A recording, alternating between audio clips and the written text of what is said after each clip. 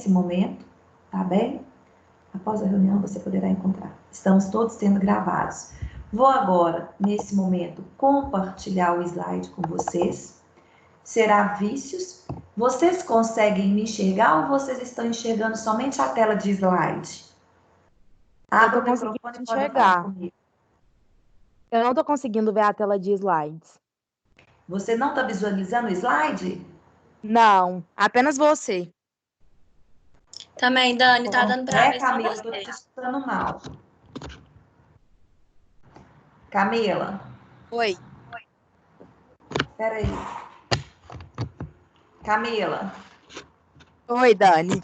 Ah, beleza, agora eu tô te ouvindo. Vocês não conseguem me visualizar o slide? Não, eu tô conseguindo só ver você. Só a mim? Oh, meu Deus do céu. E aqui... Ninguém consegue ou é só a Camila? Dani, eu também tô vendo só você. Só eu? você, Dani. Oh, meu Deus. Então, vamos fazer o seguinte. Vocês estão com os slides em mãos? Peguem os slides de vocês, defeitos do negócio jurídico. Vamos ver aqui por aqui. Aqui, ó, vai aparecer agora. Consegui. Acredito que sim. Vocês estão conseguindo ver agora? Isso, agora sim. Ai, que ótimo. Beleza. Agora deu certo, Dani. Beleza, beleza. Então, vamos lá, turma. Então, nós já fizemos uma aula anterior, aonde que eu repassei a vocês, essa aula não foi na terça, essa aula foi um encontro que nós tivemos com a junção da turma de terça com segunda, e depois essa aula estava no YouTube e eu também disponibilizei no Classroom e no Aba. Nós fizemos, na última aula então, adentramos em atos e fatos jurídicos, no defeitos do negócio jurídico, e eu fiz uma síntese, um resumão de tudo o que seria os defeitos do negócio jurídico, tá? Para que vocês tivessem uma dimensão do que seria. Agora, na aula de hoje, então, nós vamos passar os slides passo a passo, tá? Para que, então, a gente possa estudar. Então, eu vou começar e a partir do momento que vocês tiverem quaisquer dúvidas, vocês podem abrir o microfone e conversar comigo, ok? Então, vamos lá. Olha só. Nós vimos, tá? Que para a validade do negócio jurídico, para que o negócio jurídico possa ser válido, e aí eu vou fazer um resumão agora para a gente poder entrar. Para começar, nós vimos que o negócio jurídico, ele decorre de um ato jurídico em sentido estrito. Nós sabemos que esse ato jurídico em sentido estrito, ele tem duas subespécies, que é o negócio jurídico, né? E o próprio ato, em que um decorre da lei e um decorre da vontade das partes. Então, nós sabemos que o negócio jurídico decorre das vontades das partes, sabemos que ele advém de um ato lícito e sabemos que ele advém de um fato jurídico humano. Então, eu tenho a conduta humana, que poderá ser uma ação e uma omissão, aonde eu terei manifestações de vontade, tá? De acordo com a lei. Então, todas as vezes que a gente vai realizar um negócio jurídico, nós precisamos que, para que esse negócio jurídico exista, ele também seja válido. Porque pode acontecer que algum negócio jurídico exista e não seja válido. Ô, Dani, então, quais são os requisitos de validade para que aquele negócio jurídico seja válido, que ele exista e seja válido? Então, nós vimos. Encontra-se lá no rol do artigo 104 do Código Civil. Então, quais são os requisitos de validade para o negócio jurídico? Eu preciso ter agente capaz, eu preciso ter objeto lícito, possível, determinado ou pelo menos determinável, e eu preciso ter forma prescrita ou não proibida em lei. Todas as vezes que a gente ferir, que a gente violar, que a gente não observar, tá? O ato jurídico ou o negócio jurídico poderá existir, mas não será válido. Então, porque eu sei que os requisitos de existência, basta eu ter um agente que vai existir, Basta eu ter vontade, vai existir. Basta eu ter um objeto, vai existir.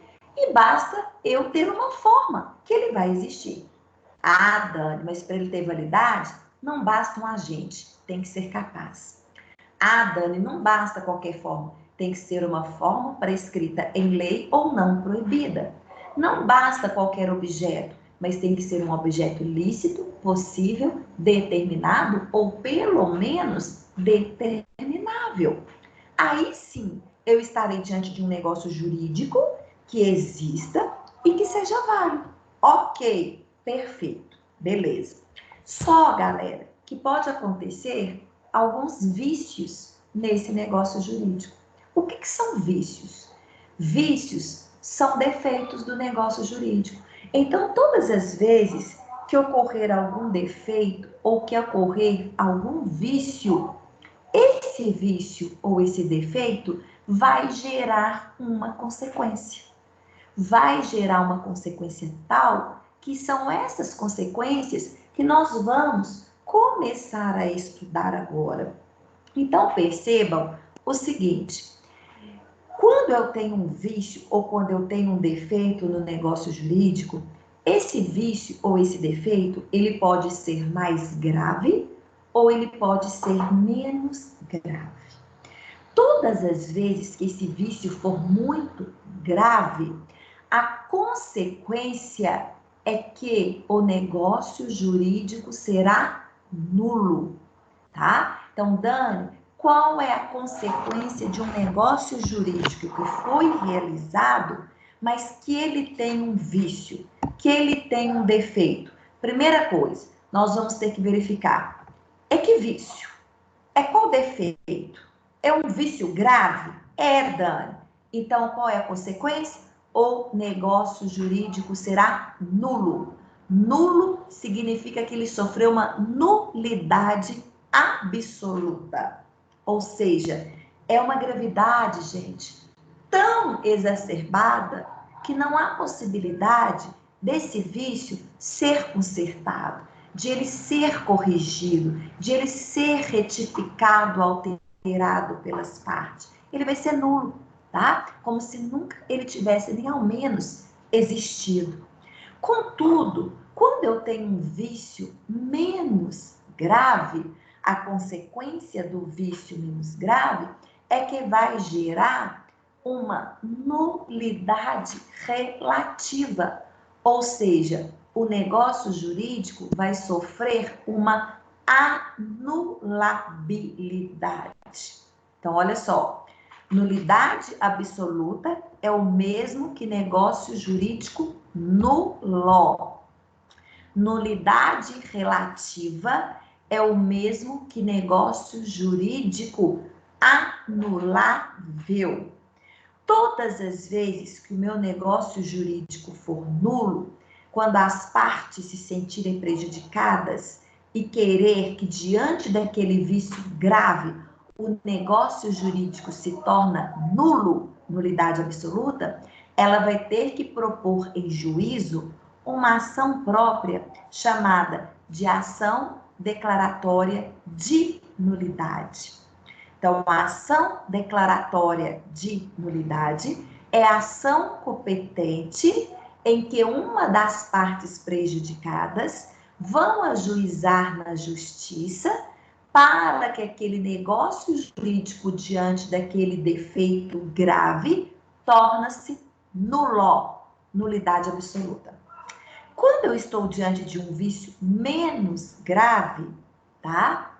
Esse vício, ele pode ser retificado pelas partes. Ele pode ser convalidado. Ele pode ser corrigido pelas partes, se assim elas acordarem. Mas se elas não acordarem, e se uma das partes prejudicadas quiserem anular aquele negócio jurídico, deverão propor uma ação respectiva que chama-se ação anulatória. Então, turma, negócio jurídico, nulidade absoluta, ação declaratória de nulidade, vícios graves. Vícios menos graves ou vícios leves, nulidade relativa, anulabilidade do ato, o negócio jurídico será anulável, e a ação correspondente é a ação anulatória, tá? Esse é o efeito. Só que como eu estou diante de um efeito menos grave, antes de se propor a ação anulatória, as partes poderão, se quiser de forma acordada, consertar, retificar aquele ato. Tudo bem até aí? Sim, turma? Sim? Ô, Dani, só um momento. Oi. O slide meu não tá funcionando. Só tá aquela tela principal dos atos e fatos, né? A quantidade de aulas. Só que não tá funcionando os slides. Você tava explicando e tudo mais, só que continua a mesma coisa o slide. Como se você Eu estou no primeiro slide, vícios ou defeitos do negócio jurídico. Não apareceu para vocês? Não, pelo menos no meu não abriu o slide. Só parece que você tá O nesse meu slide. também não apareceu. Ó, Não apareceu, não. Eu tô mexendo nele, ele não tá indo? Não. Não. Oh, meu Jesus amado. Nossa. Achei que era só pra mim. Não, não. Eu Então, também Eu já achei fui que era pro só pra mim. computador, voltei pro celular, falei, vai, no computador tava travando, tava pior. então peraí. Eu achei que tentar. não tinha nem abrido o slide ainda. Não, eu abri, mas isso tudo que eu falei, eu tô no primeiro slide ainda. Mas não Então, abriu nada, Dani. Não? Ô, Dan, Oi. deixa eu te falar uma coisa. Sim. Isso tudo que você tá falando tem no vídeo que você pôs no YouTube, não é? Eu vou falar mais coisas hoje que não tem no canal, porque o do vídeo do YouTube eu fiz uma síntese, que foi a aula da semana passada. Hoje Certo, nós vamos entrar. Então, nós vamos fazer o seguinte: eu não sei o porquê não está aparecendo, porque aqui está para mim compartilhando. Se eu clicar aqui, eu vou parar de compartilhar com vocês. Ó, eu vou parar e vou tentar novamente. Ó. Vou entrar nele aqui de novo. Entrei. E aí, como é que tá? Aí ele tá aberto. Agora deu. Apareceu. Ah, então beleza. Então tá. Então eu tô aí, ó. Vícios ou defeitos do negócio jurídico. Então vamos, é as bugadas da vida. Então, eu vou, porque hoje, Gabi, eu vou estar explicando, tá? Mais coisas. Então, veja para vocês verem. Então, essa situação é importante vocês saberem que quando eu estou diante de um vício tão grave, que é a nulidade absoluta, que gera o ato nulo, é imprescritível. Significa que qualquer momento que as partes se sentirem prejudicadas, seja quando foi que aconteceu, elas poderão ajuizar a ação de declaração de nulidade, a ação declaratória de nulidade. Mas quando eu estou diante de vícios menos graves, e que as pessoas poderão a priori retificar, se assim elas não quiserem, elas não poderão depois a qualquer tempo fazer a anulação desse ato, porque os vícios menos graves, eles sofrem o prazo de decadência, sofrem o prazo decadencial. Qual que é esse prazo decadencial? É o artigo 171 e 178 do Código Civil. 4 anos. 4 anos, tá? Então, ó, diferenças. Mais uma vez, vícios graves gera nulidade absoluta. O negócio jurídico vai ser nulo através da ação declaratória de nulidade, que as partes poderão propor em qualquer momento, porque ato nulo é imprescritível, não prescreve. Quando eu estou diante de vícios mais leves ou menos graves, tá? A primeira possibilidade, eu vou estar diante de nulidade, então, relativa, e nós vamos propor a ação anulatória. Mas antes da ação anulatória, como o erro era menos grave, nós poderemos fazer a retificação do ato. Não fez a retificação do ato, poderá ajuizar a ação anulatória? Pode. Mas em qualquer momento? Não, porque existe o prazo, e o prazo é decadencial. Qual que é o prazo? 4 anos, artigo 171 e 178, que daqui a pouco a gente vai fazer como que conta esse prazo. Então, essas são as diferenças que, no primeiro momento, vocês precisam saber. tá? Bom, então vamos continuar. Então, os vícios que podem ser mais graves ou menos graves, tá? Qual a próprio código, ele nos comunica quando ele é nulo e quando ele é anulável. Então, vocês vão começar a perceber que a partir de agora, quando vocês estão vendo algum artigo, fala, vai ser nulo, é anulável. Então, o próprio código, ele traz de forma expressa para a gente, quando é nulo e anulável. Então, quando vocês verem agora é nulo, significa que é um defeito gravíssimo que aconteceu, que só poderá ser corrigido através de uma ação declaratória de nulidade, tá? E o prazo é imprescritível. Quando vocês veem que o Código Civil estiver afirmando é anulável, significa que aquilo ali é um defeito menos grave, que existe um prazo decadencial que vai ter que ser proposto aquela ação, a ação essa chamada de ação anulatória. Bom, na nossa matéria, o que é interessante vocês saberem, tá? Quando fala que por requisitos de validade, eu tenho que ter agente capaz, então significa que quando o meu agente não é capaz, ele pode ser absolutamente incapaz ou relativamente incapaz. O negócio jurídico realizado pelo absolutamente incapaz, pelo artigo 166 do Código Civil, é nulo, é grave. Quando é realizado um negócio jurídico por um relativamente incapaz, esse ato pode ser retificado, convalidado pelas pessoas que estão assistindo. Lembra aquele exemplo que eu trabalhei com os senhores em sala de aula, no semestre passado, em Pessoas e Bens, que eu nem sei porquê, aonde que nós estávamos estudando a matéria, mas eu lembrei desse exemplo aqui agora, que eu disse o seguinte, vamos supor que um aluno com 17 anos passou no vestibular e foi fazer a matrícula. Quando ele foi fazer a matrícula, tá? A menina da secretaria fala assim, não, eu não vou fazer sua matrícula não, porque você tem 17 anos, você precisa ser assistido pelos seus responsáveis. Mas aí eu, professora Daniela Matar, passando na secretaria, eu falo, não, mas você pode sim realizar a matrícula dele, desde que você marque um prazo e os pais venham convalidar, retificar. Olha aí. Por quê? Porque é um defeito menos grave que pode ser retificado. Vamos supor que a secretaria marque o prazo de 48 horas para o pai ir, tá? O pai não foi, mas esse menino começou a assistir aula.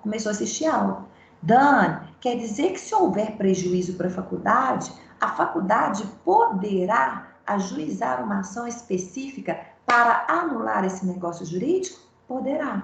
Ação anulatória, porque vocês vão ver que nós estamos diante de um vício, que nós estamos diante de um erro, que o artigo 166 do Código Civil fala que se o negócio jurídico for realizado pelo absolutamente capaz, vai ser nulo. Mas se o negócio jurídico for realizado pelo relativamente incapaz, o negócio jurídico poderá ser anulável.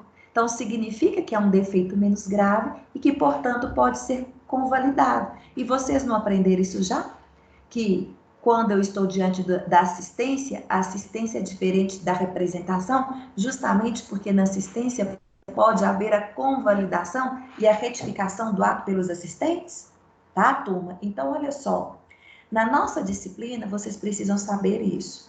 Todo ato realizado pelo negócio jurídico que for feito pelo absolutamente incapaz, sem a devida representação, negócio jurídico nulo, artigo 166, é defeito gravíssimo, tá? Mas se ele foi feito pelo relativamente incapaz, já não é um negócio jurídico nulo, mas é um negócio jurídico anulável, tá? Que pode convalidar.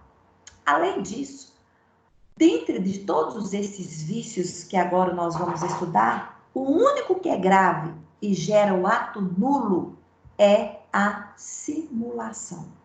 Todos os outros aqui, ó, são defeitos menos graves e vão gerar a anulabilidade. Então, vamos lá, começando.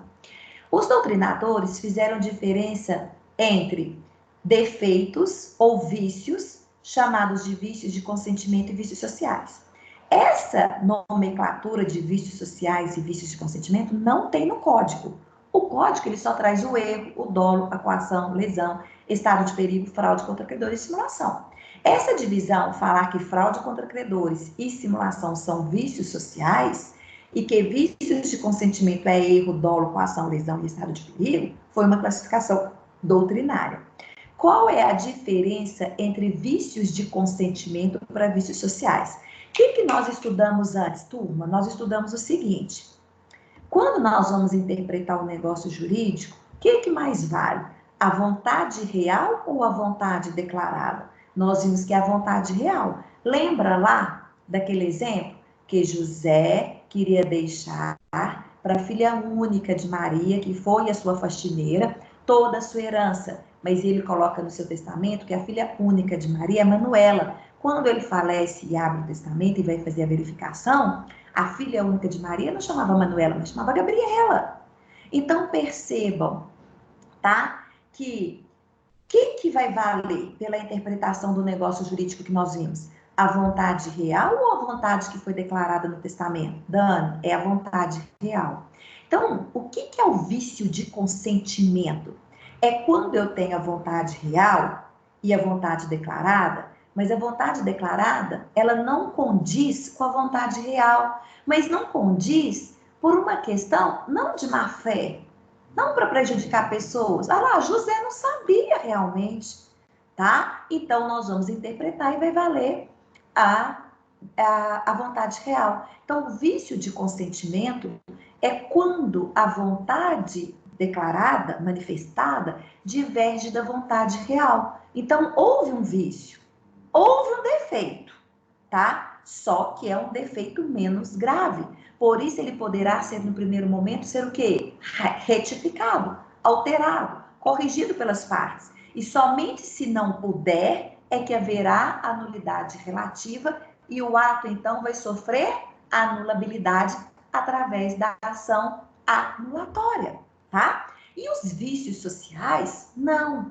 Os vícios sociais, os doutrinadores rezam que a vontade declarada diverge da vontade real. Mas diverge por quê? Porque eles fizeram isso de má fé. Eles fizeram isso de propósito. Então, olha lá. O pai que queria, na verdade, doar um imóvel para o seu filho caçula. Só que ele precisa do consentimento dos outros filhos. Os outros filhos não consentem. Então, o pai faz um vício, faz um negócio jurídico aparente de um contrato de compra e venda que ele está vendendo para o filho e o filho está comprando, mas é mentira. Então, veja, qual que foi a vontade real do pai? Doar. Qual que foi a vontade declarada que está no papel? Compra e venda.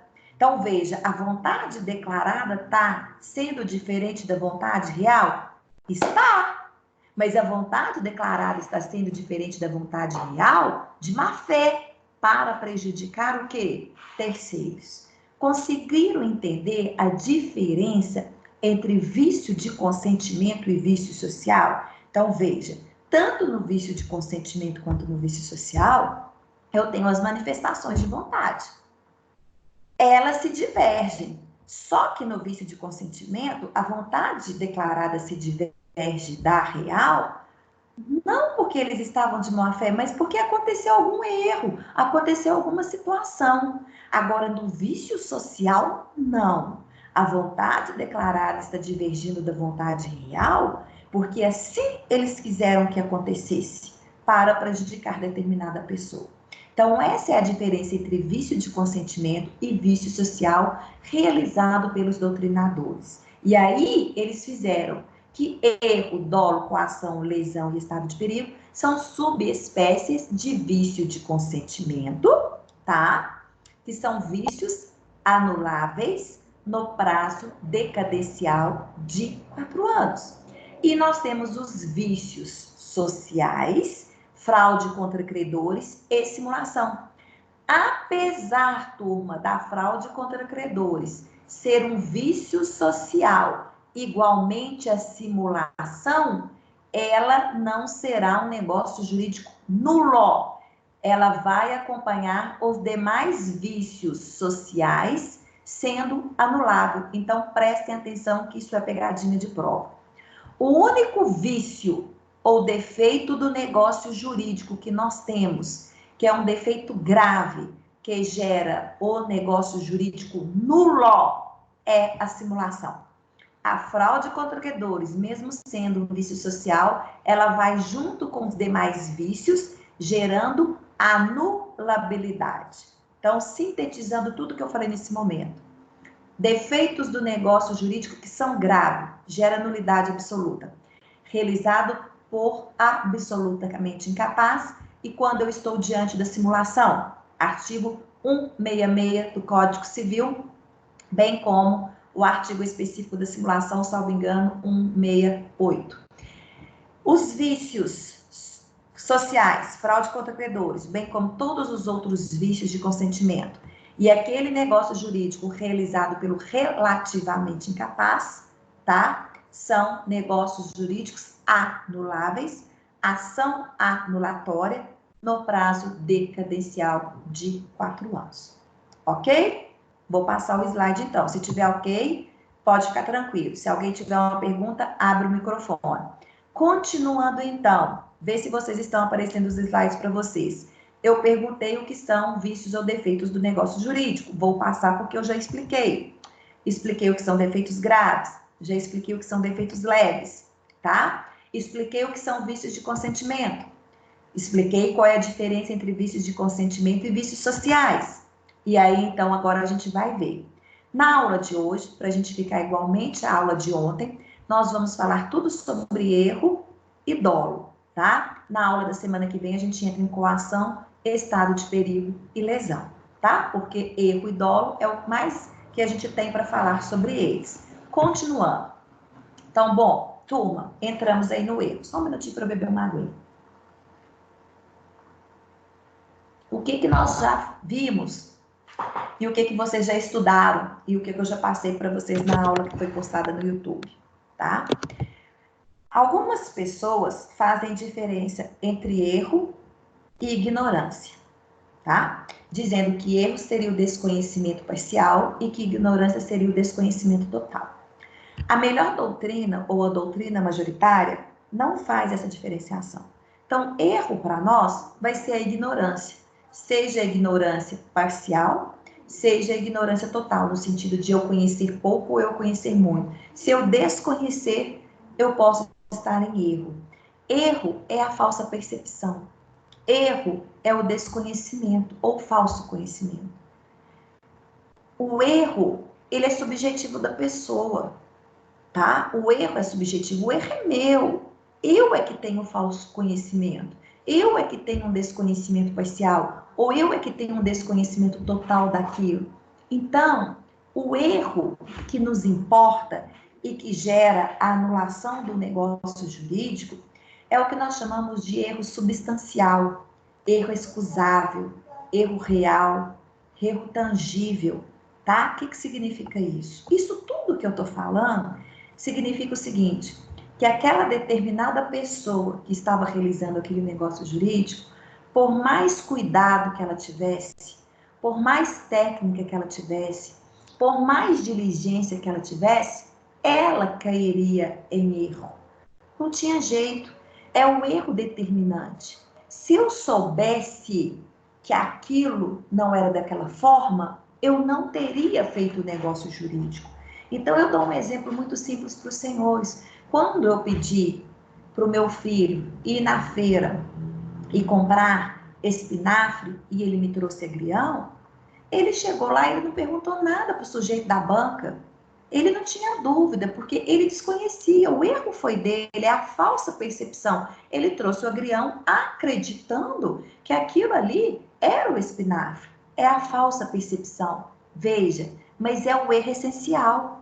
É o erro excusável, é o erro determinante. Porque se ele soubesse que aquilo lá não fosse agrião, ele não teria trazido. Se o vendedor tivesse falado com ele, ou se algum colega que estivesse com ele falasse com ele quando ele pegasse, ele não teria trazido. Então, é o erro determinante, é o erro excusável, é o erro essencial que gera a anulabilidade. Então, olha só, eu não disse para os senhores que o vício mais leve, a priori, antes de ele ser anulável, pode sofrer retificação? Então, olha aqui, eu poderia falar para vocês assim, o Eduardo chegou em casa, eu falei, menino, você tá doido? Você me trouxe agrião ao invés de espinafre? Volta lá embaixo na venda e fala com o cara que você errou e que você quer trocar. Então, veja, claro que eu estou dando um exemplo simplório, né, turma? Ele vai chegar na banca, vai explicar a situação e o cara pode trocar. Como pode devolver dinheiro, como ele pode complementar o valor da compra se o espinafre fosse mais caro que o agrião. Isso significa alteração contratual do negócio jurídico. Significa que houve retificação. Agora, vamos supor, não, Dani, mãe, eu cheguei lá e ele não quer de jeito nenhum. Né? Aí vamos supor que eu estou diante de um valor imenso. Então, eu vou ajuizar uma ação anulatória no prazo de 4 anos a contar do fato, a contar do dia do erro, provando o juiz que eu estava em erro, para o juiz poder o quê? Anular. E aí vai voltar ao estado anterior. Eu devolvo o dinheiro e a pessoa me devolve, eu devolvo o produto, perdão, e a pessoa me devolve o dinheiro, tá? Então, precisa ser esse erro. Por que eu estou dizendo isso a vocês? Aí, ó, então, o erro tem que ser essencial, substancial, já falei, tá? Por que diferença de erro para ignorância? Estou passando isso aí. O erro, então, ele pode ser em relação à coisa, ao objeto, à pessoa. Então, olha lá para você. O Marcos namora uma gêmea a vida inteira, mas as gêmeas são univitelinas. A cara, uma é a cara focinho da outra, tá? Chega no dia do casamento, a Marina, que era a namorada do Marcos, não quer casar com o Marcos, tá? Na verdade, ela naquele chororô porque ela não quer casar, porque descobriu que não gosta do Marcos, a sua irmã, Mariana, demonstra naquele momento todo um amor pelo Marcos. E elas então vai ser no meu lugar, tá? Não vou falar de crime, não vou falar do Código Penal, de identidade, tá? Tô falando aqui. Bom, aí então a Mariana vai no casamento. O Marcos chega a casar. Contudo, depois do casamento, bem lá naquela noite maravilhosa de núpcias, né? Ele descobre então que apesar de serem gêmeos, ele percebe uma mancha que tinha na Mariana, que a Marina, que era namorada, que ele conhecia muito bem, nunca teve essa mancha. Olha um erro essencial, tá? Um erro determinante que o Marcos, por mais que ele conhecesse a sua namorada Marina há 2 anos, fisicamente ela vestida, a fala, o jeito é o mesmo. Então veja, isso é o erro essencial que vai causar a anulação do casamento. E mais tarde vocês vão estudar esse casamento e se eu não for ser a professora, vocês vão lembrar desse exemplo, tá? Então, o erro, ele pode recair tanto sobre objeto, coisas, quanto também pessoas. Tá bem? Bom, aí, gente, por que eu tô falando isso tudo? Porque, em contrapartida ao erro essencial, substancial, eu tenho o que eu chamo de erro acidental. O erro acidental, ele não causa nada para a gente juridicamente. É a mesma coisa do erro não ter acontecido. Nem perdas e danos ocorre a pessoa, tá? O erro acidental é aquele que não é a causa determinante. Então, olha aqui o exemplo que eu vou dar para vocês. Eu, Daniela, ganhei na loteria, eu tenho 40 mil reais. Então, eu vou numa concessionária e eu chego lá e eu falo assim, eu quero comprar um carro. Tá? Qual o valor? No máximo 40 mil. O dinheiro tem que ser para 40 mil. Aí, o vendedor, tá? Querendo então que eu compre muito aquele carro e começa a me apresentar todos os veículos. E ele me apresenta um veículo que vale 39 mil e que ele era mais caro do que todos os outros que lá estavam, tinham de 32, tinham de 35. E ele me apresenta aquilo porque ele fala assim, aqui, leva esse porque ele é bicombustível, tanto álcool quanto gasolina. Mas aqui, eu não estou comprando carro, pouco me importava se ele é bicombustível, se era só álcool, se era só gasolina, se era ambos. Eu queria um carro no valor de quanto? 40 mil. Beleza, fiz um negócio jurídico. Quando eu saio de lá, dias após eu vou abastecer, eu coloco o álcool, o motor pifa. Eu não vou poder pedir anulação. Por que eu não vou pedir? Porque eu não caí em erro, eu não estava em erro, eu não tive falsa percepção. Por que eu não tive falsa percepção? Porque eu não estava, a causa determinante não era ser bicombustível, a causa determinante era o valor. Então percebam que o erro acidental, ele não gera anulação, tá? Nem perdas e danos. Eu posso ajuizar uma ação para que ele possa pagar o conserto do carro, mas isso não é ação de indenização, é completamente diferente, tá? Então, nesse primeiro momento, eu quero que vocês saibam.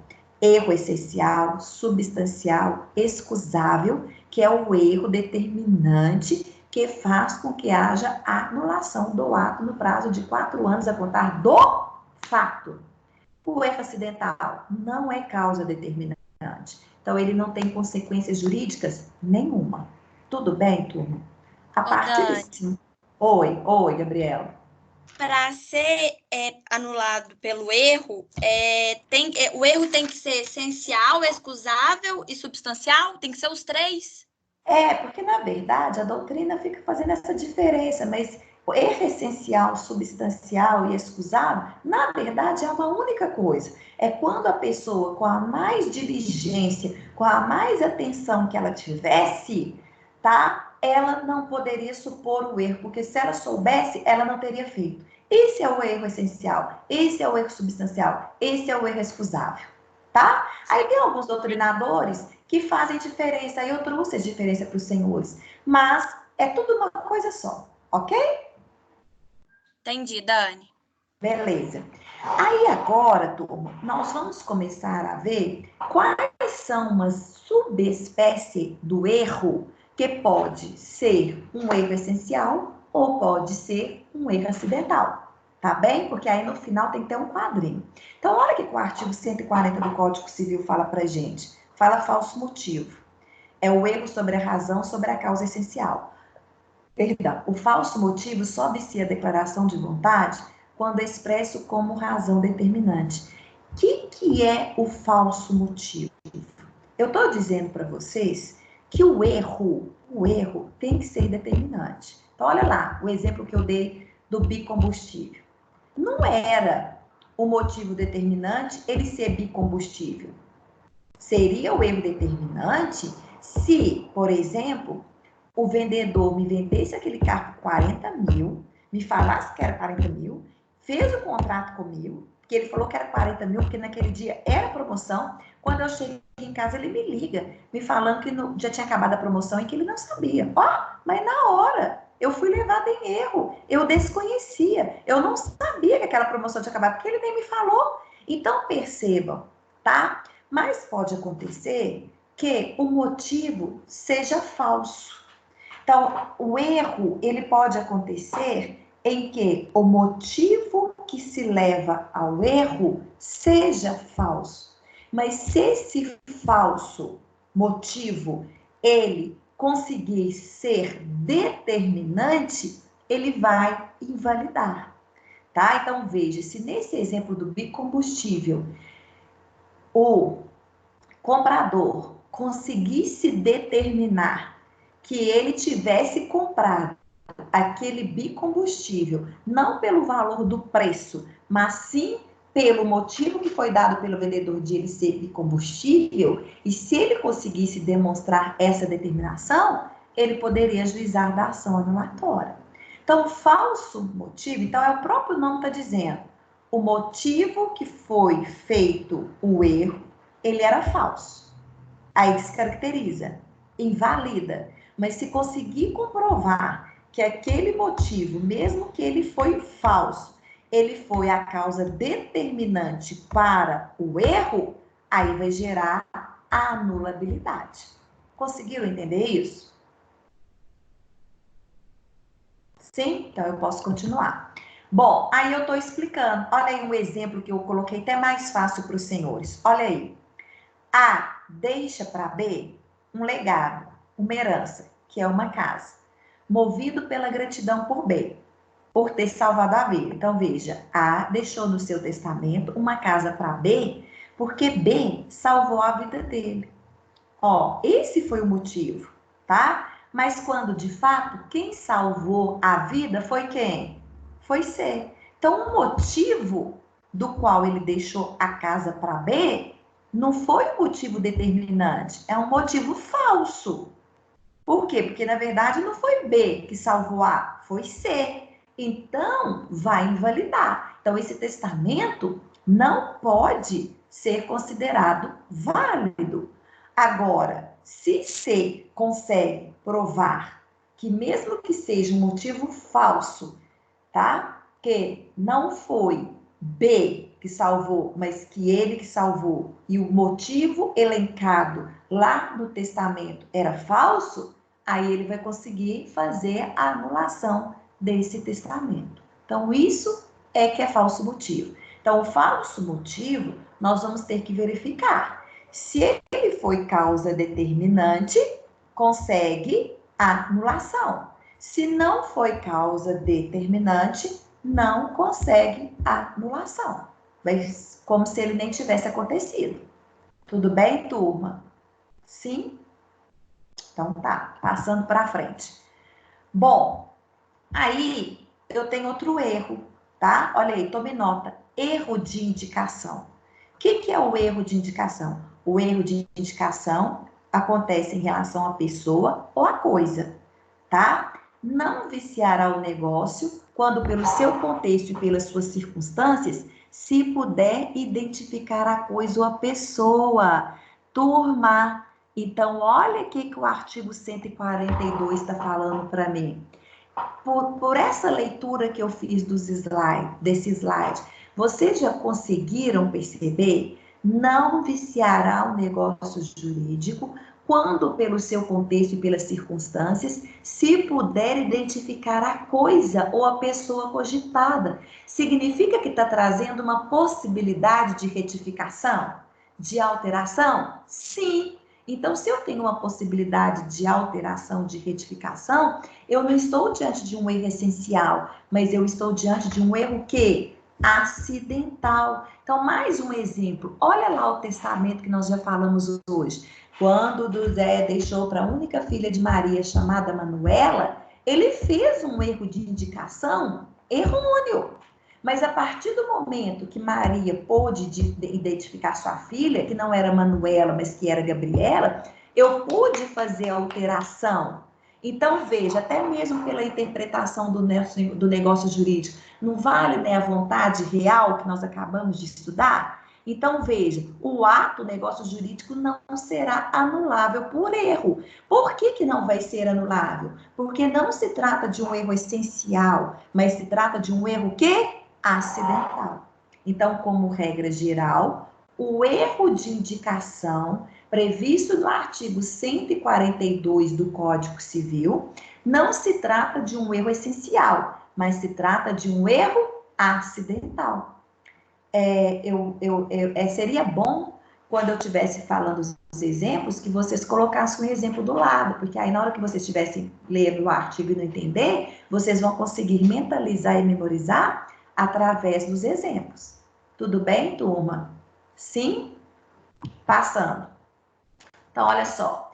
O artigo 142 cuida do erro acidental, que, diferentemente do erro substancial, essencial, excusável, não vicia o negócio jurídico, por referir-se a aspectos secundários e não essenciais. Tá? Foi o que nós já falamos. Então, o erro de indicação é um exemplo de erro acidental que não vicia, que não gera nenhuma consequência. Então, é a mesma coisa de José não ter escrito que ele deixou para Manuela. É a mesma coisa que José tivesse escrito que ele deixou para Gabriela. Bom, eu tenho um outro erro, erro de cálculo, que encontra-se no artigo 143 do Código Civil. O que é o erro de cálculo, tá? O erro de cálculo é quando a gente não se contabiliza de forma correta. Então, vamos supor que a Luana seja uma fazendeira, tá? E a Luana me vende semanalmente, sei lá, eu não faço nem ideia, tá? Se alguém fizer ideia, não ria de mim. Ela me venda por semana 30 litros de leite, porque eu tenho um mini sítio ali e esses 30 litros de leite que ela me fornece semanalmente é para eu fazer queijo. Bom, aí, toda semana, certinho, a Luana me manda no meu sítio 30 litros de leite. Eu faço a medição, tá correto. Nessa semana, de forma específica, a Luana, ao invés de me trazer 30 litros de leite, na hora que eu fui fazer a medição para providenciar os queijos, tinha apenas 20 litros de leite. Gente, eu vou anular, pedir para devolver o leite para a Luana e ela me devolveu o dinheiro, sendo que eu posso, no primeiro momento, fazer essa retificação, corrigir. Eu vou ligar, Luana, aqui, eu medi aqui, fiz a medição, apenas 20 litros. Como é que você vai fazer? Você não tem mais, não? Então, você vai abater o preço? Ou, Dani, eu estou te mandando os 10 litros que faltam. Então, o erro de cálculo, olha lá, ele não vicia, ele não macula, ele sofre retificação. Então, portanto, ele é considerado um erro que? Acidental, porque eu posso sofrer retificação. Então, olha lá, o erro de cálculo, ao ser cometido, ao avaliar peso, medida ou quantidade de um bem, não macula, não vicia a declaração, ensejando apenas na sua retificação. Então, trata-se, portanto, de um erro que? Acidental. Então, tomem cuidado, porque numa prova dos senhores, principalmente de OAB, eles podem dar um probleminha envolvendo um negócio jurídico em que uma pessoa esteja comprando da outra e que seja para avaliar peso, medida, quantidade, ou que seja de indicação, e vai te perguntar, vai haver uma anulação, prazo decadencial de 4 anos? Não vai sofrer nada? Vai sofrer perdas e danos? Ou é cabível apenas de retificação por se tratar de um erro acidental? A última frase minha. Ok, turma? Porque eu já disse, erro acidental, ele não gera consequências no mundo jurídico, porque ele pode, no primeiro momento, sofrer retificações. Tá bom? Bom, eu tenho um outro tipo de erro, que está no artigo 141 do Código Civil, erro de transmissão. O que é o erro de transmissão? Tá? É quando eu transmito, uma determinada pessoa transmite a uma pessoa, a um terceiro, determinada coisa ou situação, principalmente falada, para que ela possa transmitir aos demais. E essa terceira, quando ela vai transmitir aos demais, ela cai em erro. Ela transmite de forma errônea. Então, olha lá, a transmissão errônea da vontade pelos meios interpostos é anulável nos casos em que for declaração direta. Então, veja, pessoal, quem transmitiu errado poderá ainda responder por perdas e danos. Então, olha lá, deixa eu dar um exemplo. A Camila é minha representante de classe dessa turma. E aí, eu falo para Camila, Camila, por favor, transmita à turma de negócio jurídico da terça-feira que a atividade é para ser entregue até dia 4. A Camila, tá? Por um erro dela, por um equívoco dela, ela vem ao grupo e fala assim, gente, a Dani Matar mandou dizer que a atividade dela poderá ser feita até o dia 5. Aí, dia 4, eu não recebo nada, porque todo mundo vai me entregar dia 5, tá? Então, o que vai acontecer? Esse negócio vai ser anulável por erro de transmissão, por erro de interposta pessoa. Então, todas as pessoas, tá, que conseguiram me entregar no dia 5, eu vou ter que ou anular e dar uma outra atividade, tá, para que todos possam, então, ter a pontuação. E, além disso, eu posso, então, fazer com que a Camila responda por perdas e danos no erro que ela transmitiu. Por quê? Porque ela não transmitiu aquilo que eu pedi a ela. E aí, gente, a gente vai... Cadê o erro? Depois eu falo, então, não sei cadê ele aqui não. Por quê? Porque nós temos que lembrar, tá? Que nós temos a representação. Nós temos a representação legal, que advém da lei. Representação legal advém da lei. Quem são os representantes legais? Então, veja, os pais são responsáveis pelos filhos. Pessoal, alguém abriu o microfone? Alguém abriu o microfone? Quem abriu o microfone? Fechou, beleza. Então, perceba, o erro os representantes legais, os pais, são representantes legais dos filhos. Os curadores são os representantes legais do pupilos. O tutor também é representante legal dos tutelados. Então, veja, quando o tutor, quando o pai, quando o curador, ele transmite no nome daquele outro. Então, não pode haver erro nessa transmissão, porque se houver anulação, e aquele que transmitiu pode sofrer perdas e danos, porque a transmissão tem que ser direta, tá? E nós temos também a representação convencional. Um exemplo de uma representação convencional acordada é, por exemplo, o advogado. Então, quando eu peço a Camila a representação dela, que ela é representante da sala de vocês, tá? E ela faz, a sua transmissão tem que ser direta.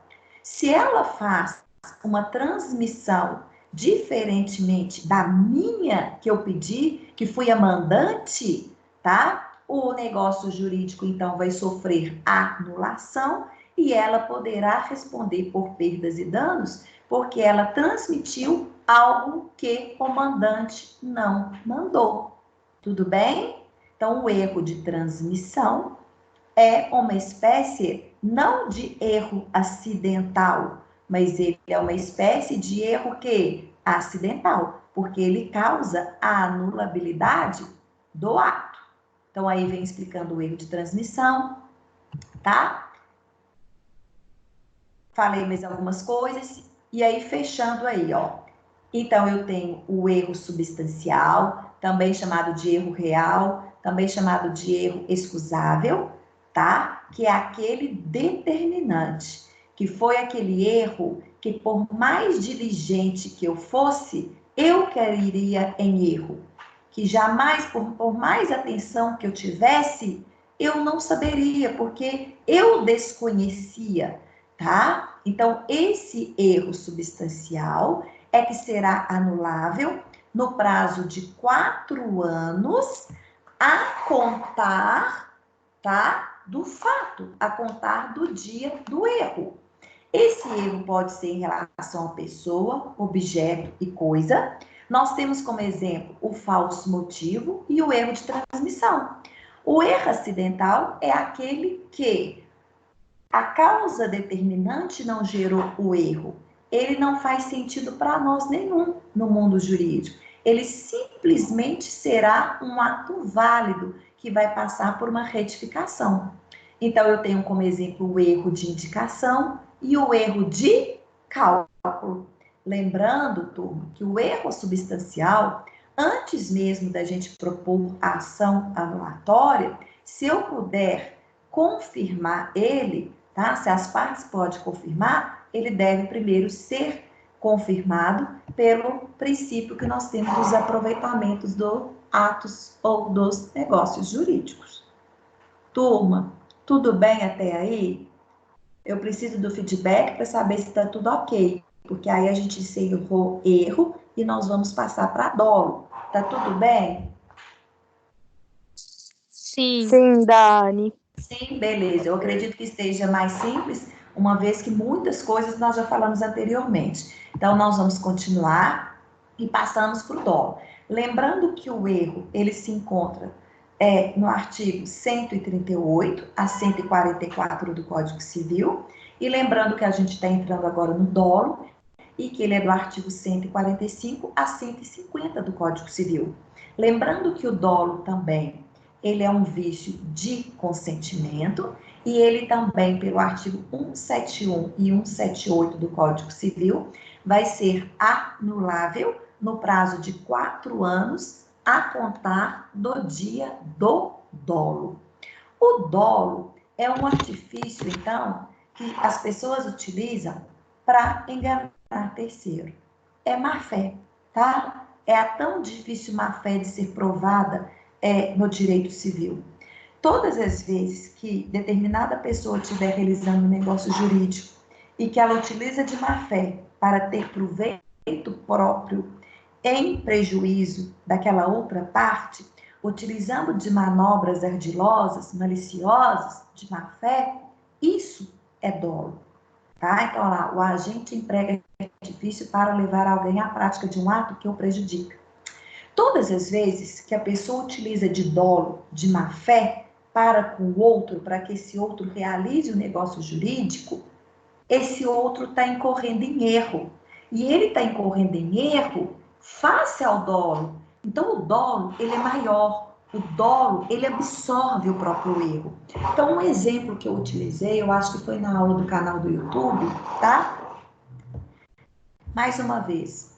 Eu, Dani, estou passando na Avenida 1º de Junho. Eu vejo escrito lá, estabelecimento empresarial, joalheria. Quando eu vi aquilo lá escrito joalheria, na minha cabeça, percepção falsa minha, é que ali somente vendia o quê? Joias. E eu entrei lá, pedi os mostruários para a vendedora e falei, olha, eu vou levar essa pedra vermelha de rubi. E vim embora para casa. Mas nessa pandemia do coronavírus, eu aqui trabalhando, lavando, passando, secando, cozinhando, e é verdade, tô lavando, passando, secando, cozinhando, fuzuê danado, como eu acredito que esteja em todas as casas. Eu bati com a mão assim no armário, ó, na mesma hora arranhou. Aí eu desconfiei. Não pode ser uma joia, porque se fosse uma joia, não ia arranhar a pedra. Aí eu volto lá. Quando eu volto lá, gente, a percepção falsa foi minha. O desconhecimento foi meu. Eu gerei o erro em mim. Eu, hora nenhuma, perguntei para a vendedora se aquilo lá era semijoia, se aquilo lá era uma bijuteria. Nem desconfiei do valor, porque como eu não compro joias, eu não sei quanto que custa joias. Então, olha lá. O que é a primeira coisa que eu vou tentar fazer? Consertar, retificar. Ó, eu comprei isso aqui achando que era uma joia, mas não é. Vai ter abatimento? Ela não vai querer dar, porque ela vai falar, olha, né?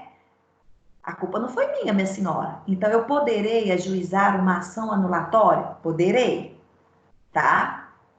É difícil, porque eu vou ter que provar para o Poder Judiciário que eu estou em erro, tá? E aí vai ficar a critério de direito subjetivo do juiz em aceitar ou acolher o seu pedido para anular aquele negócio jurídico.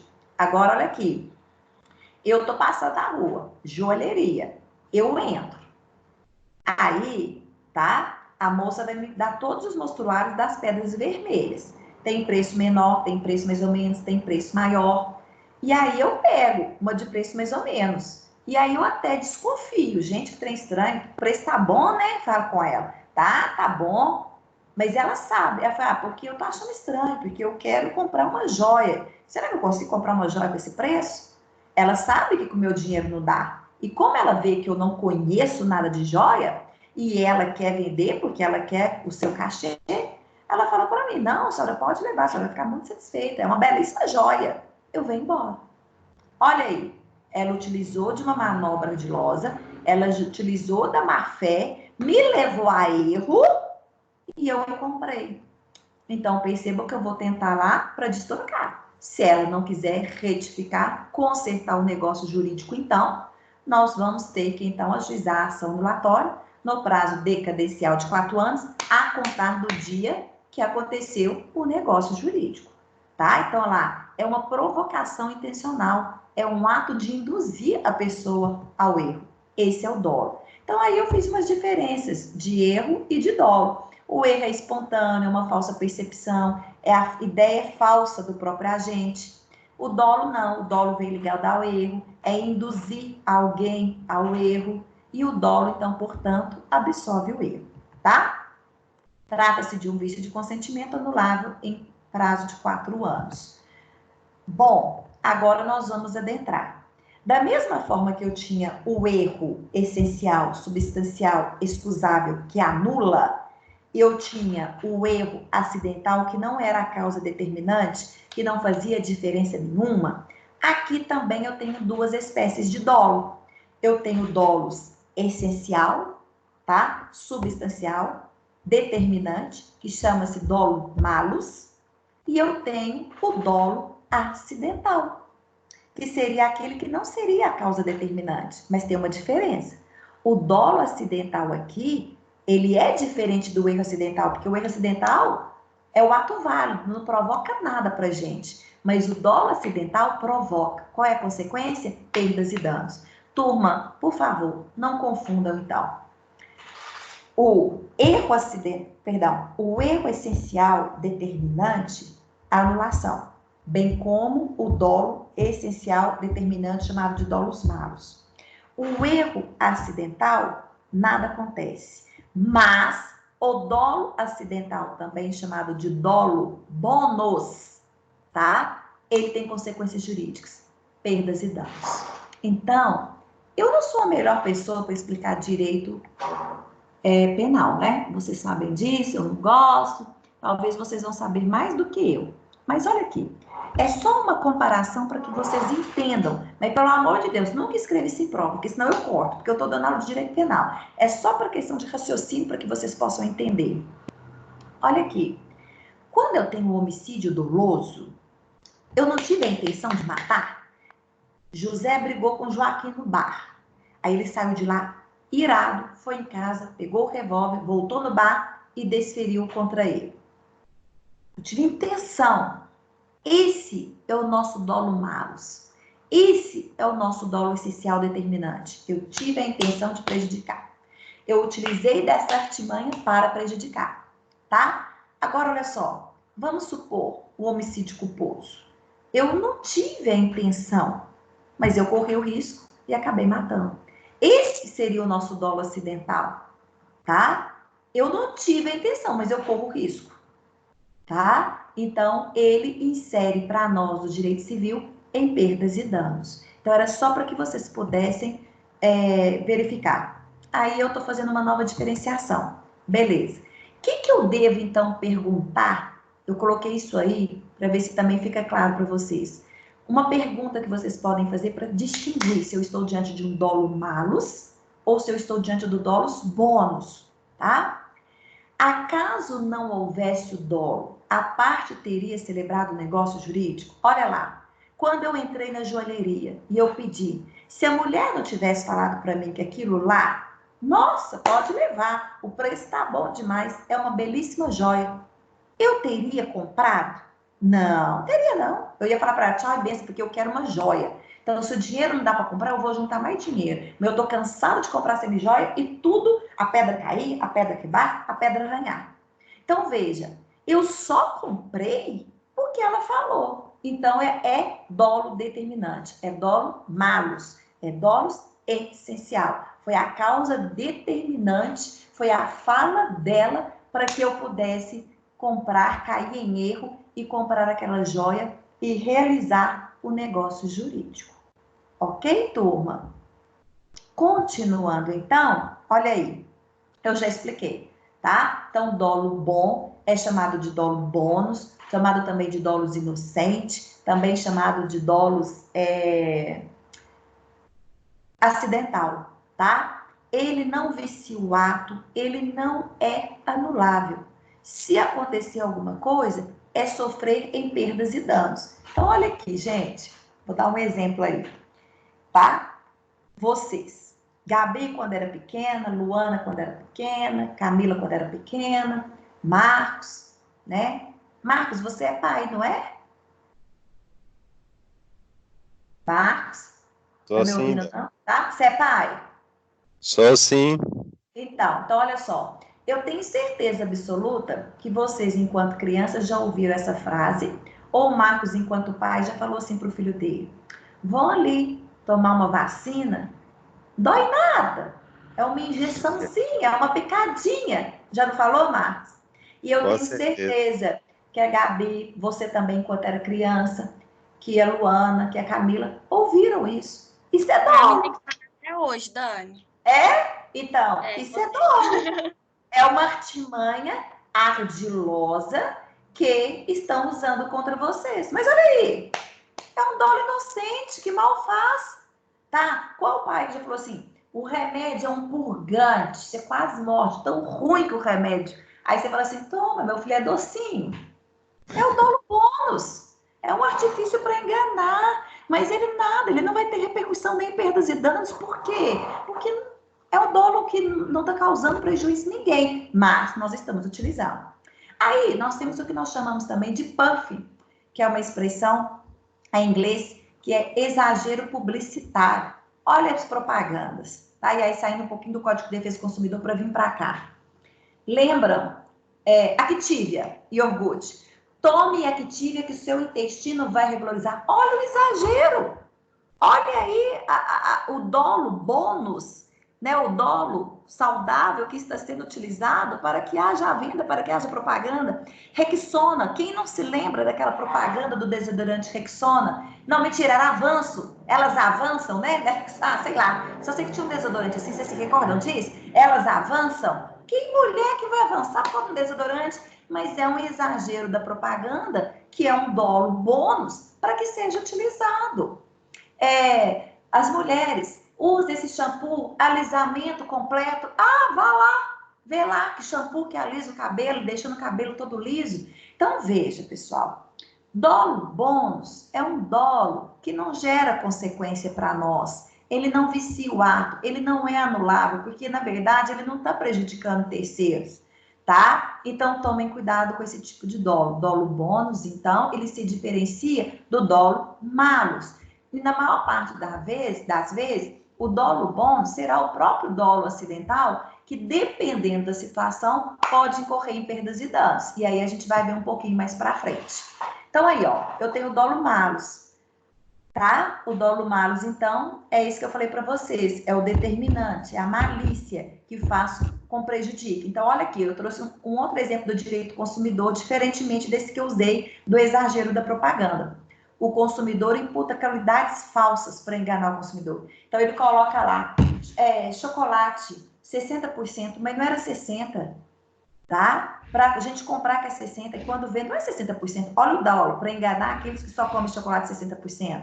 Coloca o produto é diet, na verdade, o produto não é diet, tá agindo com dolo para venda. Então, isso é o dolo malus, é a causa determinante. Olha a pergunta.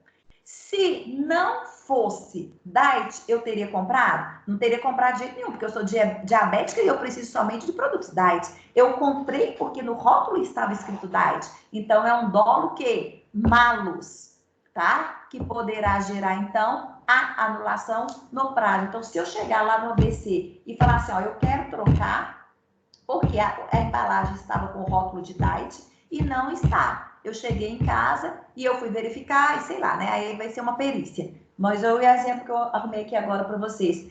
Eles vão ter que, então, fazer a troca. Se eles não fizerem, o ato, então, poderá ser anulado no prazo de 4 anos a contar do dolo, do dia, então, da compra, tá certo? Então, esse é o dolo malus. Então, olha lá, eu vim explicando, tá? Então, eu tenho o dolo essencial, que é o dolo malus. É igualzinho na hora que a Gabi me perguntou, ô Dani, você veio explicando erro essencial, erro excusável, erro tangível. Aí eu falei, não, é a mesma coisa. É mais uma vez isso aqui, é porque eu fiz esses slides pela doutrina do Cristiano Sobral, e o Cristiano Sobral, ele vem fazendo um desdobramento, tá? Mas vocês podem entender que dolo essencial é o mesmo que dolo determinante, que é o mesmo que dolo malus, tá? Olha lá, ó, gera vício. É a causa direta, é a causa determinante, que é o que eu tenho que fazer. Se não houvesse tido esse dolo, eu teria feito negócio jurídico?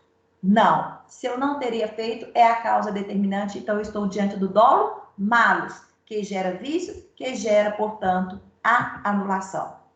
Diferentemente, então, eu tenho o dolo acidental, que é o dolo bônus, que é o dolo não essencial, tá? Que ele não gera vício, mas que poderá incidir perdas e danos. Bom, aí estou explicando, é importante frisar. Dolo acidental é diferente do dolo essencial. Eu acredito que eu já expliquei isso para vocês, já está tranquilo. Então, agora, a gente vai fazer a mesma coisa que nós fizemos com o erro. Nós vamos entrar nas subespécies que nós temos de dolo, para vocês saberem se é um dolo acidental ou para saber se o Código Civil trata ele como um dolo essencial. Então, eu tenho o dolo por omissão, tá? Turma, presta atenção.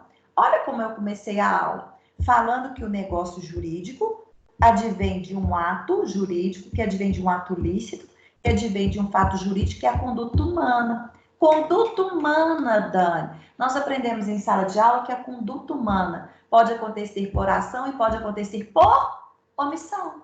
Não foi isso que nós estudamos? Então, veja, o dolo, que é uma artimanha, que é uma malícia para enganar terceiro, pode advir de uma ação, como pode advir de uma omissão. Então, todas as vezes que eu agi por dolo na forma omissiva, eu deixei de falar, eu deixei de pronunciar para que aquela pessoa caísse em erro, eu estou diante de um dolo que, por omissão, que é um dolo malus, que gera a anulação do negócio jurídico. Tudo bem, turma? Tá? Então, aqui eu estou explicando, ó. Então, o dolo, geralmente, eu tenho um negócio jurídico bilateral, porque, é claro, eu tenho que ter mais de 2 pessoas, tá? É uma intenção de enganar de forma omissiva e que tem que ter o nexo de causalidade. O que é o nexo de causalidade? A minha omissão vai prejudicar terceiro. O que liga o prejuízo é justamente o meu dolo, que é a minha omissão, tá bem? Eu tenho o dolo de terceiro. Olha o exemplo que eu vou dar para vocês. Eu, com a Gabi, eu quero vender para a Gabi um lote lá em Cajuru, lá em Carmo do Cajuru, tá? Só que quem está sendo a nossa corretora é a Camila. Então, a Camila é o terceiro no negócio jurídico que envolve eu e a Gabi, tá? O que a Camila ela pode fazer? A Camila, ela pode utilizar de artimanhas, de situações maliciosas para enganar a Gabi, para que a Gabi possa comprar. Não, eu que falei que eu ia comprar, né? A Gabi era vendedora, é isso? Então, a Camila poderá utilizar de artimanhas para me enganar, para que eu caia em erro e para que a Gabi, como vendedora, também se aproveite. Então, dolo de terceiro é quando é uma pessoa, um terceiro, fora da relação bilateral. Há 3 possibilidades de acontecer o dolo de terceiro. Olha lá. O corretor utiliza de artimanhas para enganar a mim, que estou sendo a compradora. A Gabi tem conhecimento e participa. Então, a Gabi está lá, ó, de colúrio com a Camila, tá? Camila, realmente, fala que o lote é bom, fala que o lote é do centro da cidade, que ninguém vai conseguir essa vista. Por isso, apesar do lote ele valer 200 mil, Camila, não conta para ela que vale 200 mil, não, tá? Fala para ela que vale 300 mil, porque é na melhor localidade de Cajuru, porque ela não conhece Cajuru, ela não sabe. E também não conta para ela que nesse lote aqui, antigamente, existia um aterro, e que qualquer hora pode afundar a terra aqui não. Então, veja, o corretor vai utilizar dessas artimanhas, juntamente com a vendedora, que é a Gabi, que vai ser a cúmplice, tá? Para que possa fazer com que eu caia em erro e para que eu possa comprar. Ah lá, é o primeiro, o dolo é de terceiro, mas a parte quem aproveita, que é a Gabi, que é a vendedora, é cúmplice. Pode acontecer a hipótese número 2, tá? A Camila, que é a corretora, vai utilizar de toda essa artimanha. A Gabi sabe, somente tem conhecimento, mas não faz nada. Ela tá careca de saber que a Camila está sendo utilizando de má fé o tempo todo para me enganar. Mas como ela vai se aproveitar disso, ó, fica caladinha, não participou, mas teve conhecimento. Isso também é dolo. E tem uma terceira situação, tá? Em que a Camila pode agir sozinha, sem nenhum tipo de conhecimento da Gabi. Então, veja, primeira possibilidade, a Gabi participou.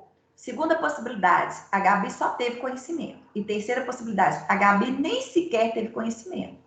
Então, o que a doutrina fala com o código? Nas hipóteses em que a Gabi participou, ou pelo menos teve conhecimento, tá? E eu descubro, negócio jurídico anulado. Dolos malos, dolos essencial, dolo determinante. Porque se eu soubesse que aquilo ali era um aterro, eu não ia comprar, tá? Agora, se eu estou na terceira hipótese, em que a Camila, corretora, agiu sozinha, sem nenhum tipo de conhecimento da Gabi, tá? Aí, então, vai ser dolos acidental, que somente a Gabi vai incorrer em perdas e danos. Então, tomem cuidado. Para ser considerado dolos malos, determinado, essencial, basta que aquela parte que vai aproveitar da situação no negócio jurídico tenha o quê? Conhecimento. Não precisa nem dela participar. Só dela ter conhecimento, só da Gabi ter conhecimento, eu posso anular esse negócio jurídico 4 anos a contar da data do negócio. Agora, se a Gabi não teve nem conhecimento, se a má-fé, se a malícia, se a maldade foi toda da Camila para me enganar, porque ela vai estar lá recebendo 5% dela do valor que ela vender, mas o negócio jurídico é feito entre quem? Eu e a Gabi. A Gabi responde em perdas e danos. Depois, se a Gabi quiser, direito de regresso, ela que ajuize contra a Camila. Ok, turma? Entenderam esse dolo de terceiro? Que ele é um pouquinho mais, assim, um pouco mais, não vou falar que ele é difícil, mas é mais novo, tá? Esse, então, é o dolo de terceiro. Aí chega no dolo do representante legal e convencional, que nós até falamos um pouquinho antes em relação a erro. Então, veja, eu tenho o dolo do representante legal e convencional. Quem que é o representante legal? É aquele denominado pela lei. Então, poderão ser os pais em relação aos filhos menores, tutores em relação aos tutelados, curadores em relação aos seus pupilos. Então, pais, tutores e curadores, eles só podem agir de acordo com aquilo que foi mandado pelos seus representados, tá? Então, se eu tenho um tutor que está representando um tutelado, ele só pode fazer aquilo que o tutelado manda.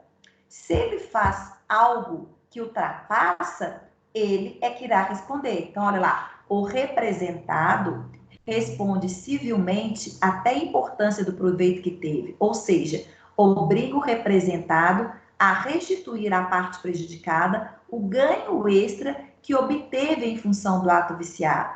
Então, vocês estão verificando que, pelo que eu escrevi aí, está dizendo que é restituição. Então, não significa isso aqui dolos malos, mas significa perdas e danos, que significa, então, dolos o quê? Bônus ou dolos acidental. Então, significa que se o tutor ou curador ou os pais, tá, agir em dolo, o representado vai responder com perdas e danos. Da mesma forma, olha lá, representação convencional contratual, que é com advogado, o representado, o mandante, responde solidariamente com o representante, que foi o mandatário por perdas e danos. Então, tomem cuidado aqui que tem diferenciação. A Luana contratou o serviço de um advogado. Então, o advogado representa a Luana convencionalmente, contratualmente. O advogado só pode fazer aquilo que a Luana manda, tá? Então, a Luana é a mandante, a Luana é a representada. E o advogado é seu representante, é um mandatário. Ele só pode fazer aquilo que a Luana manda. Se ele extrapola os poderes e age com dolo, tá? A Luana responde solidariamente, junto com o advogado. Então, quer dizer que não é só a Luana que vai responder, somente ela por perdas e danos em relação à malícia que aquele advogado fez. Ambos vão responder por perdas e danos. Então, tomem cuidado com isso. Na representação legal é diferente. Na representação legal, o representante, que vai ser o curador, o tutor, o pai, não responde.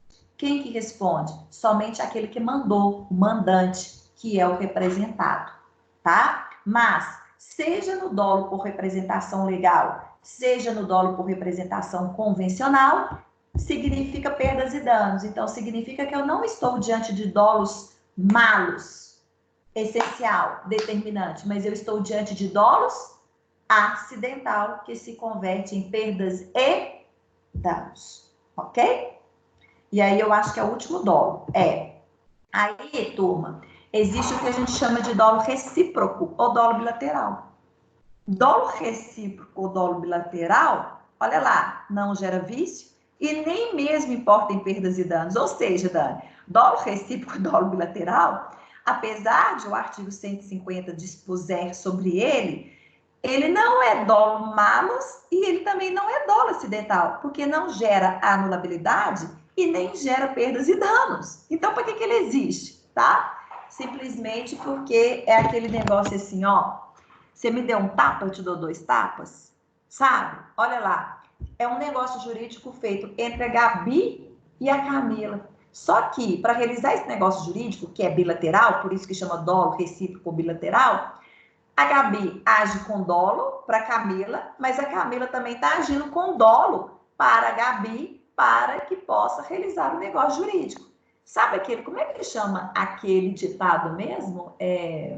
Chumbo trocado não dói, não é isso? Então é isso, chumbo trocado não dói. Então, se num negócio bilateral, ambas as partes se utilizam de má fé, se utilizam de dolo para a realização dos negócios jurídicos, ele vai ser válido. Ele não gera vício, ele não gera anulabilidade e ele nem vai gerar também perdas e danos.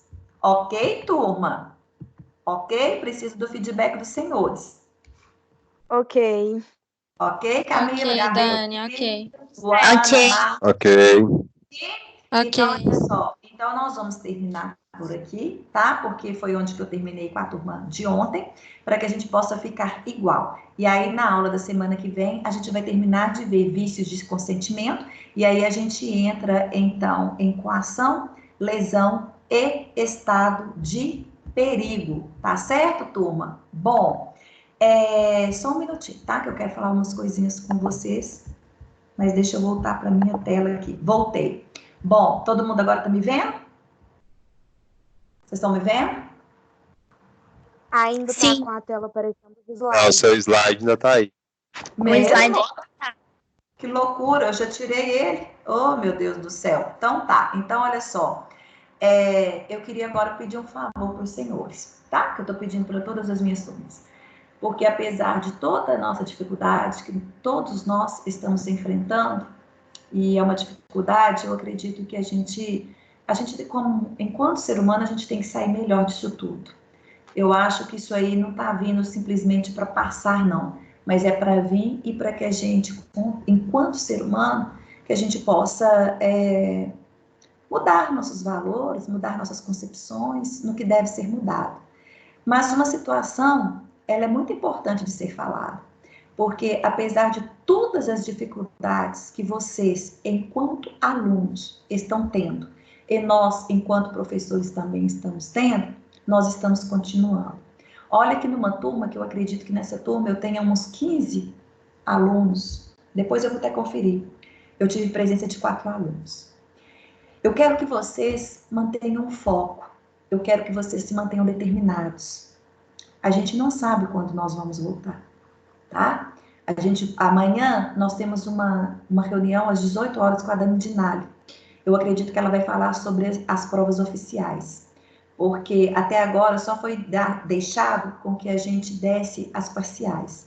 As oficiais ainda, como as oficiais é institucional, ela está esperando, né, que a Débora fale sobre isso. Amanhã, se ela não falar, eu vou arguir sobre isso.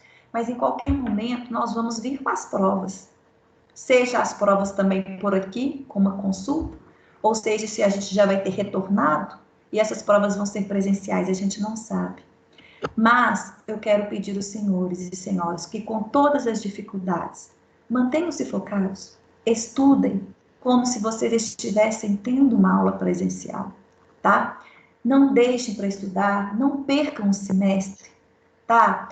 Simplesmente achando que isso aqui não tem validade. Tem validade. Nós não estamos fisicamente mas nós estamos fazendo de tudo para estarmos próximos. Nós estamos fazendo de tudo, tanto nós quanto vocês, para vencermos essas barreiras. Então, eu peço a vocês, mantenham o foco, tá? Não é nota. Eu sempre disse isso para os senhores. Não é nota que faz o aluno, é o conhecimento. E esse conhecimento depende única e exclusivamente de vocês. Então, estudem, mantenham-se focados o tempo todo. Tá certo, turma? Tá? E em relação a isso, eu quero dizer o seguinte, eu estou pedindo a todos os meus alunos, quando a gente está entrando ao vivo, se vocês puderem printar, tá? Essa página agora, me marcar no meu pessoal, marcar o Direito Pitágoras, com a hashtag A Educação Não Pode Parar. Apesar de todos os problemas que nós estamos enfrentando, o conhecimento ele não pode parar.